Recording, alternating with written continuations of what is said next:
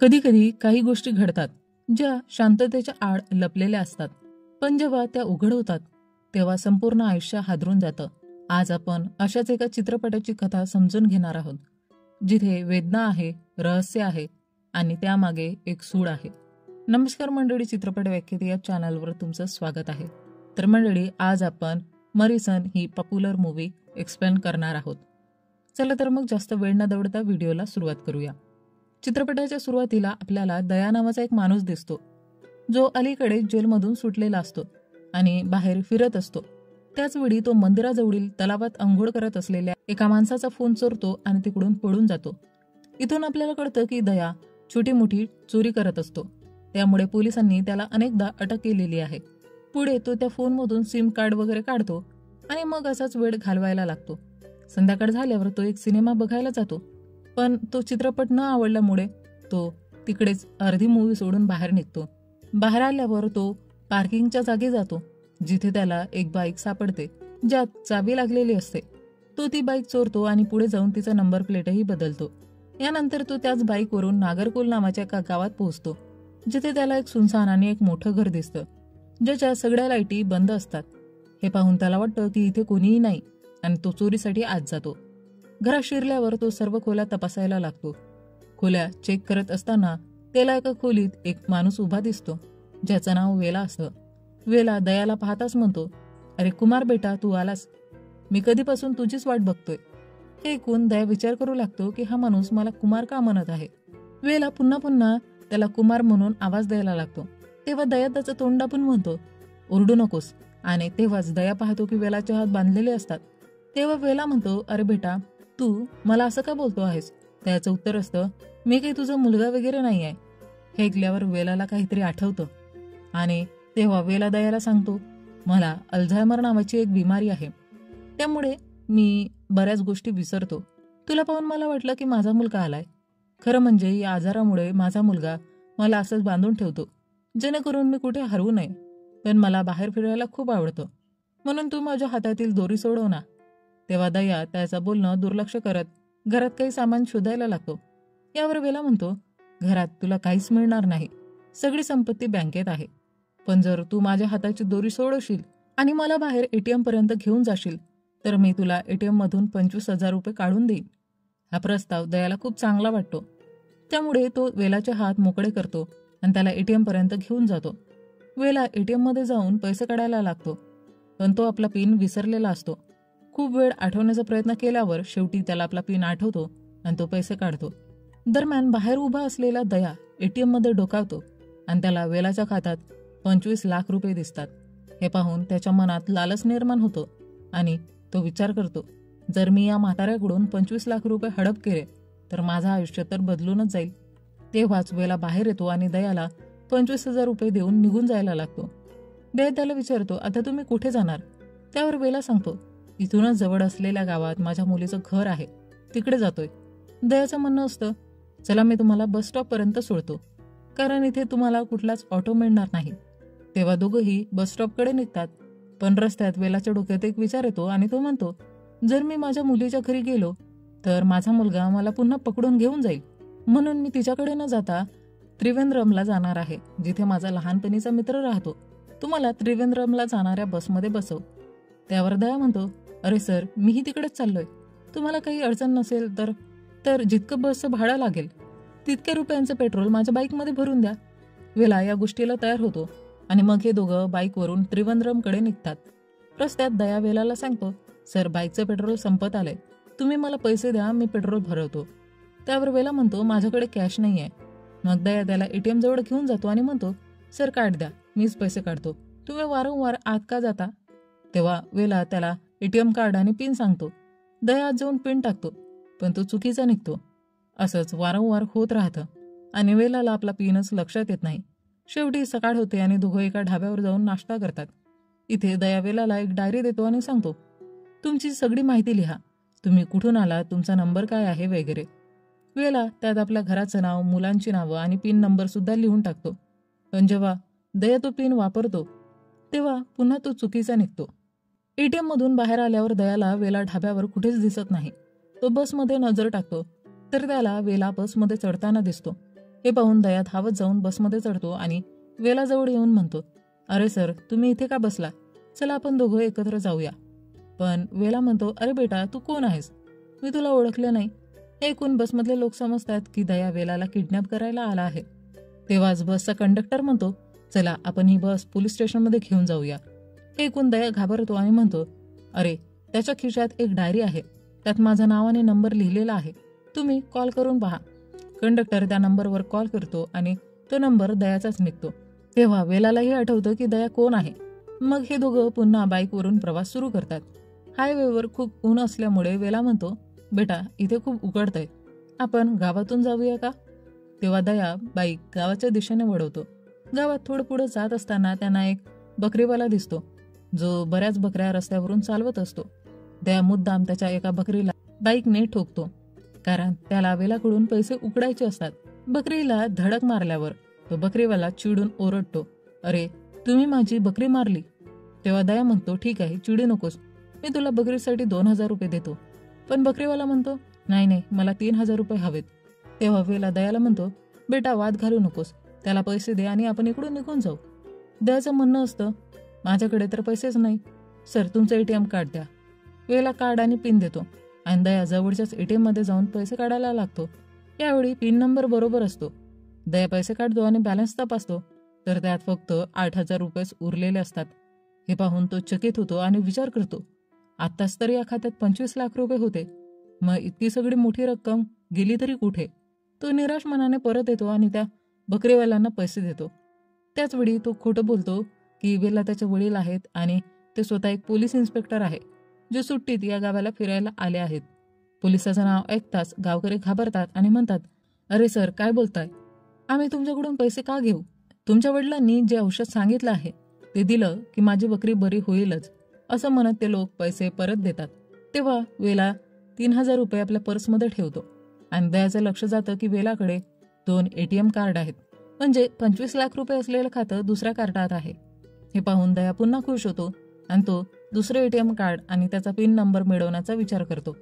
दुसऱ्या बाजूला आपण पाहतो की थिएटर जवळून दयाने ज्या लोकांची बाईक चोरली होती त्यांनी पोलिसात तक्रार केली आहे आणि ज्याची बाईक चोरी झाली होती तो एका नेत्याचा मुलगा असतो.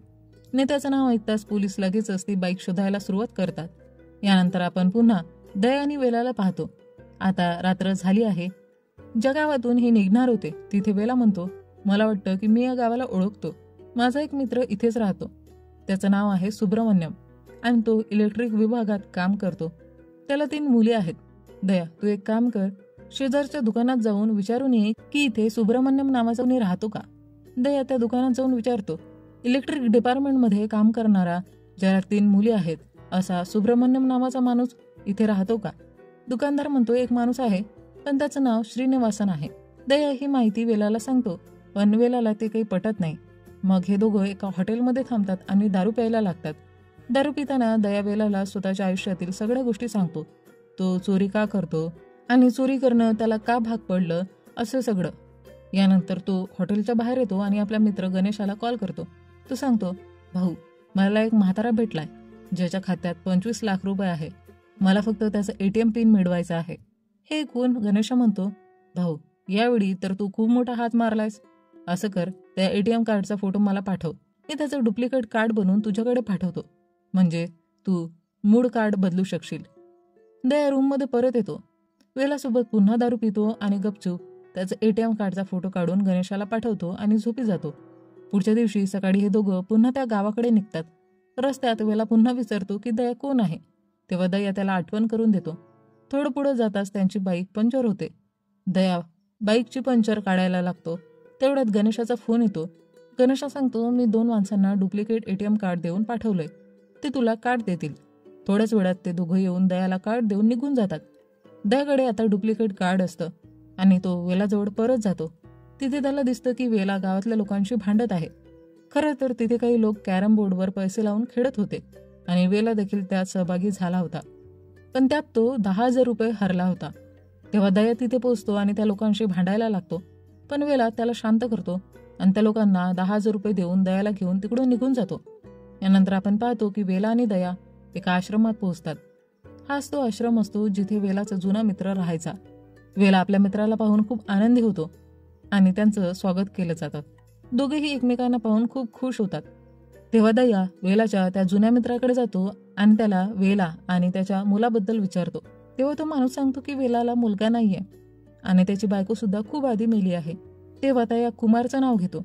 त्यावर तो माणूस सांगतो की कुमार तर हा माझा मुलगा आहे, पण वेलाने त्याला स्वतःचा मुलगा समजून वाढवलंय आणि माझी मुलगी ही शेजारच्या गावातच राहते. जर वेलाला तिच्याशी भेटायचं असेल तर तू त्याला तिकडे घेऊन जाऊ शकतोस. यानंतर दया परत वेलाकडे येतो आणि म्हणतो, चला सर, आता आपल्याला निघायला हवं. वेला म्हणतो, आपण इतक्या लांब आलो आहोत तर इथले सगळे मंदिर वगैरे बघूया. तेव्हा हे दोघं तिथल्या मंदिरात जातात आणि मंदिराजवळ असलेल्या एका खोलीत बसून आरामात गप्पा मारतात. तेव्हा वेला दयाला सांगतो की या गावात श्रीधर नावाचा माझा एक जुना बालमित्र राहतो, पण आमचं 17-18व्या वर्षी खूप मोठं भांडण झालं होतं आणि तेव्हापासून आम्ही बोलणं बंद केलं. पण आता तो खूपच मोठा व्यापारी झालाय. त्याच्या अनेक कपड्यांची दुकानं आहेत. मला त्याच्याशी बोलायचं आहे. तू मला त्याचा नंबर मिळवून देऊ शकतोस का? दयाला हे ऐकून हसू येतो आणि तो म्हणतो, ये तो मेरे बाय हात का खेळ है. आणि तो म्हणतो की हा नंबर मी तुम्हाला लगेचच आणून देईल. आणि मग तो लगेचच श्रीधरच्या दुकानात जातो. कपडे विकत घेण्याच्या बहाण्याने तिथल्या कर्मचाऱ्यांकडून श्रीधरचा नंबर मिळवतो आणि तो नंबर वेलाला देतो. वेला खूप खुश होतो. तो म्हणतो, मी नंतर या नंबरवर कॉल करतो. दुसऱ्या सीनमध्ये आपण पाहतो की फरीदा नावाची एक पोलीस ऑफिसर एका खुनाच्या प्रकरणाची चौकशी करत असते आणि तेच ते घर असतं जिथे दया चोरी करायला गेला होता आणि त्याला वेला भेटला होता. त्याचवेळी फरीदाला कळतं की आणखी 2 खून झाले आहेत, एक दुसऱ्या गावात आणि एक त्रिवेंद्रममध्ये. त्रिवेंद्रममध्ये ज्याचा खून झाला तो दुसरा कोणी नसून तो श्रीधरच असतो. कालच दयाने श्रीधरचा नंबर वेलाला दिला होता आणि आज त्याचा खून झाला होता. श्रीधरचा मृतदेह एका तलावात सापडतो, पण त्याचं सिम कार्ड अजूनही सक्रिय असतं. फरीदाला लक्षात येतं की खुनीकडे श्रीधरचा फोन आहे आणि तो प्रवास करत आहे. यानंतर आपण पाहतो की दया आणि वेला पुन्हा एका दुसऱ्या गावाकडे निघाले आहेत. वाटेत वेला म्हणतो, या पुढच्या गावात माझा अजून एक मित्र राहतो आणि तिथे एक मोठा सण सुद्धा असतो. आपण आज तिथे थांबूया. रात्रीपर्यंत ते त्या गावात पोहोचतात आणि कळतं की गणेशा देखील त्याच गावात राहतो. रात्री दया गणेशाला भेटतो आणि म्हणतो, मला अजूनही त्याच्या ATMचं पिन मिळालेलं नाही. असंच चाललं तर त्याचा पिन मिळवायला मला तर किती वर्ष लोटतील. इथे आपण वेलाला पाहतो जो बेशुद्ध करणारी औषधं दारूमध्ये मिसळतो आणि मग दया आणि गणेश यांना बोलावतो व त्यांच्यासोबत दारू प्यायला लागतो. दारू प्यायल्यावर दोघंही बेशुद्ध होतात आणि वेला तयार होऊन बाहेर निघतो. बाहेर जाऊन तो शिवा नावाच्या शिक्षकाला कॉल करतो आणि त्याला एका ठिकाणी भेटायला बोलावतो. शिवा विचारतो, भाई तू आहेस तरी कोण आणि मी तुला का भेटायला येऊ? त्यावर वेला म्हणतो, तुला मधुमती तर आठवतच असेल ना? हे ऐकून शिवा आश्चर्यचकित होतो आणि विचारतो, तुला तिच्याबद्दल कसं माहिती? वेला सांगतो, माझ्याकडे तुझी आणि मधुमतीची ती व्हिडिओ आहे. मला तुझ्याबद्दल सगळी काही माहिती आहे. जर तुला वाटत असेल की हा व्हिडिओ तुझ्या बायकोपर्यंत पोहोचू नये तर तू माझ्या सांगितलेल्या पत्त्यावर ये. यानंतर शिवा एका शाळेजवळ पोहोचतो जिथे वेला त्याला खूप मारहाण करतो. वेला शिवाला जोरात मारतो, इतकं जोरात मारतो की त्याचा जीवच जातो. इथेच आपल्याला कळतं की शिवा एक शिक्षक आहे आणि मधुमती त्याचीच विद्यार्थिनी होती. शिवाने मधुमतीसोबत जबरदस्ती केली होती. त्याने त्या घटनेचा व्हिडिओ सुद्धा शूट केला होता. त्यानंतर तो मधुमतीला ब्लॅकमेल करून वारंवार तिचा गैरफायदा घेऊ लागला. इतकंच नाही तर मधुमतीच्या मैत्रिणीशीही त्याची अशीच वागणूक होती. आधी जे 3 मृतदेह आपल्याला दिसले होते आणि ज्यांची सध्या चौकशी सुरू आहे, हे सगळे वेलानेच मारले होते, कारण ते सुद्धा लहान मुलींवर अत्याचार करणारे होते आणि वेला अशाच आणखी अनेक गुन्हेगारांना ठार मारणार आहे. तेव्हाच फरीदाला वेलाची लोकेशन मिळते, पण ती शाळेजवळ पोहोचेपर्यंत वेला तिकडून निघून गेलेला असतो. यानंतर वेला एका विहिरीजवळ जाऊन आपला फोन तिथं फेकून देतो. पुढच्या दिवशी जेव्हा गणेशा आणि दया उठतात तेव्हा त्यांना वेला खोलीत दिसत नाही. ते त्याला शोधायला लागतात आणि थोडं बाहेर आल्यावर त्यांना वेला एका ठिकाणी बेशुद्ध अवस्थेत पडलेला दिसतो. तेव्हा ते वेलाला उठवतात आणि विचारतात, सर तुम्ही इथे कसे काय? यावर वेला खोटी गोष्ट बनवत सांगतो, मी रात्री फिरायला बाहेर गेलो होतो आणि कोणीतरी माझ्यावर हल्ला करून माझा फोन चोरला. त्यानंतरचं मला काहीच आठवत नाही. यानंतर दया त्याला विश्रांती घेण्यास सांगतो आणि त्याला आपल्या गावाकडे घेऊन निघतो. गावी पोहोचल्यावर दया आपल्या आईला भेटतो, पण त्याची आई त्याला पाहून आनंदी होत नाही. उलट विचारते, आता कोणता कांड करून आलायस तू? ती वेलाला पाहून विचारते, हा कोण आहे? दया सांगतो, यांचं नाव वेला आहे आणि यांना विसरण्याचा आजार आहे. मी यांना त्यांच्या रिलेटिव्हकडे सोडायला घेऊन चाललोय. त्याचवेळी वेला दयाच्या घरात लटकवलेली त्याच्या आईवडिलांचे फोटो पाहू लागतो. तेव्हा दयाच्या आई तिथे येते आणि म्हणते, हा माझ्या लग्नाचा फोटो आहे, तुम्ही असं का बघताय त्याच्याकडे? यावर वेला उत्तर देतो, फोटो खाली 17 एप्रिल असं लिहिलंय. याच दिवशी माझं लग्न झालं होतं आणि याच दिवशी माझ्या बायकोचा वाढदिवस पण असतो. यानंतर तो आपल्या बायकोबद्दल सांगू लागतो, आमचं लव्ह मॅरेज झालं होतं, तिने माझ्यासाठी संपूर्ण कुटुंब सोडलं होतं. इथून कथा फ्लॅशबॅकमध्ये जाते आणि आपण पाहतो की वेलाची बायको एक सायकॅट्रिस्ट होती आणि ते मुलांचं काउन्सिलिंग करत असे. एक दिवस मधुमती नावाची मुलगी तिच्याकडे येते आणि वेलाची बायको तिचं काउन्सिलिंग सुरू करते. तिथं ती मुलगी खूप रडत रडत सांगते की शिवा नावाच्या टीचरने तिच्याशी दुष्कर्म करून त्याची एक व्हिडिओ पण बनवली आहे आणि त्यावरूनच तो तिला नेहमी ब्लॅकमेल करतो आणि त्याशिवाय त्या टीचरने मधुमतीच्या मैत्रिणींना पण त्रास द्यायला सुरुवात केली असते, ज्यामुळे त्या खूप त्रस्त असतात. वेलाची पत्नी तिला आधार देतात आणि दुसऱ्या दिवशी त्यांना ही बातमी मिळते की मधुमतीने स्वतःला संपवलंय. ही बातमी ऐकून वेलाच्या बायकोला धक्का बसतो आणि ती गप्प होते आणि काही दिवसातच ती नैराश्यामध्ये जाते. मात्र त्याचबरोबर त्या शिक्षकाविरुद्ध त्यांनी केसही फाईल केली होती. हळूहळू वेलाच्या बायकोला अल्झायमर नावाचा आजार होतो, ज्यामुळे ती गोष्टी विसरू लागते. नंतर कोर्टात जेव्हा तिची साक्ष घेण्यासाठी तिला बोलावलं जातं तेव्हा ती नीटपणे स्वतःचं स्टेटमेंट पण देऊ शकत नाही. या सगळ्या गोष्टींचा विचार करून ती खूप जास्त त्रस्त होते आणि एक दिवस ती आपल्या डायरीमध्ये सगळ्या गोष्टी लिहून ती डायरी वेलाला देते. ती म्हणते, मधुमतीसोबत ज्यांनी चुकीचं वागलं आहे त्याला तू जिवंत सोडू नकोस. आणि दुसऱ्याच दिवशी ती स्वतःला संपवते. हे पाहून वेला पूर्णपणे कोसळतो आणि त्याच दिवशी तो निर्णय घेतो की तो अशा लोकांना जिवंत सोडणार नाही. आता वेलाला फक्त एकच माणूस मारायचा असतो, अरुण, कारण तो लहान मुलींचं अपहरण करून त्यांना मार्केटमध्ये विकत असे. इतकं झाल्यावर कथा पुन्हा वर्तमान काळात येते, जिथे वेला आणि दया पुन्हा एकदा बाईकवर बसून निघून जातात. तेव्हा वेला दयाला सांगतो, अरे यार, तू इतक्या दिवसांनी गावाकडे आलाय तर थोडा वेळ तरी आईजवळ थांब. पण दया म्हणतो, नाही सर, मला तुमच्याबरोबर मजा येते आहे. मी तुम्हाला तुमच्या गावात सोडून परत येईन आणि मी ठरवलंय की मी आता चोरी करणार नाही. तेवढ्यात दयाच्या मोबाईलवर त्याच्या आईचा फोन येतो आणि ती सांगते की घरात 10 लाख रुपयांचं चेक ठेवलेला आहे. हे ऐकून दया बाईक थांबवतो आणि वेलाला विचारतो, सर, हा चेक तुम्हीच ठेवलात ना? वेला सुरुवातीला काहीच सांगत नाही, पण दया वारंवार विचारू लागल्यावर तो सांगतो, हो, बघ, माझी कुठली औलाद नाही तर मी इतक्या पैशांचं काय करणार. तू आता एक चांगलं लाईफ जग आणि त्या 10 लाख रुपयांनी एक छोटासा बिझनेस सुरू कर. हे ऐकून दया खूप आनंदी होतो. यानंतर हे दोघं एका हॉटेलमध्ये थांबतात आणि इथे येण्याचं रिझन असतं अरुण, कारण वेलाला त्याला संपवायचं असतं. वेला वॉशरूममध्ये शांतपणे जाऊन शिवाच्या फोनवरून अरुणला मेसेज करतो, हॅलो, मी शिवा बोलतोय, मला एक चांगली मुलगी हवी आहे, सांग मी कुठे येऊ. त्याचवेळी रूमच्या बाहेर एक फूड डिलिव्हरीवाला येतो आणि दया त्याला पैसे देण्यासाठी वेलाचं पर्स उचलतो, पण पर्समधून खूप सारे सिम कार्ड खाली पडतात. हे पाहून दयाला वेलावर संशय येतो. तो आपल्या मोबाईलचा कॅमेरा ऑन करून एका कोपऱ्यात ठेवतो आणि रूमच्या बाहेर निघून जातो. थोड्याच वेळाने तो परत आत येतो. तेव्हा वेला दारू घेऊन बसलेला असतो. दया बहाणा करून तो फोन उचलतो आणि फोनवर मित्राशी बोलतोय असं दाखवून बाहेर जातो. बाहेर येऊन तो आपल्या फोनमधील व्हिडिओ पाहतो, ज्यामध्ये वेला दारूमध्ये बेहोशीचं औषध टाकत असतो. हे पाहून दयाला समजतं की आपण रोज दारू पिल्यावर लगेचच का झोपायचो, कारण वेला त्यात झोपेचं औषध मिसळत असे आणि त्यानंतर कुठेतरी बाहेर जात असे. दया परत रूममध्ये येऊन वेलाचा फोन घेतो आणि वॉशरूममध्ये जाऊन अरुणसोबत झालेला मेसेज वाचतो, मला एक मुलगी हवी आहे, सांग मी कुठे येऊ. हे वाचून तो बाहेर येतो आणि झोपेचं नाटक करतो. दयाच्या झोपेचं नाटक पाहून वेला तिकडून बाहेर निघून जातो, पण दया त्याचा पाठलाग करतो. दयाच्या मनात विचार येतो की मी तर वेलाला किती चांगला माणूस समजत होतो, पण हा तर खूप नीच निघाला.